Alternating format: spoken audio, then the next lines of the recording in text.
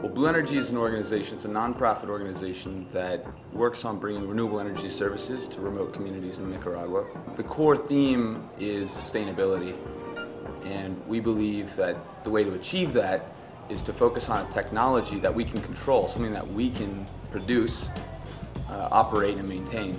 And in our case, that's wind power.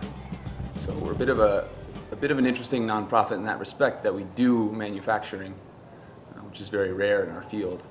So we actually build the wind turbines, and then we assemble all the sort of the balance of systems, all the other components that you need to make an entire renewable energy system. And then we go into isolated communities and bring them first power. It grew out of a class at MIT in the fall of 2002, called Entrepreneurship in the Developing World. It was the thrust of the class was to develop products and services that target the world's 2 billion poorest people, taught by Professor Alex Pentland in the Media Lab. So that's really where, as a class project, I came up with the idea. Once I graduated at the end of that year, I went full-time, started working on BlueEnergy, and we incorporated in November of 2003. So the BlueEnergy philosophy is we're going to build, that's why we're focused on wind power, because we're able to build wind turbines in blue fields. In the process, we're training an army of technicians.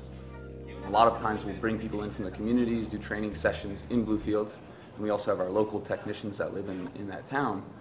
We're building, now we're up to 11 local employees. It's growing slowly, but we're in that hockey stick growth. We'd like to get up to 50 employees, then 100 employees. And those people, if they've built the system, they know it inside out. So those are people that can then live in those communities or travel to those communities and do the operation and maintenance of the systems. Energy and clean water really are the building blocks of any development path. Every once in a while we get challenged on the issue of, well, you're going into these indigenous groups and bringing them power. Aren't you destroying their culture, and wouldn't they be better off just staying the way they are? And our perspective is that we don't make decisions about how people should develop, we just provide opportunities.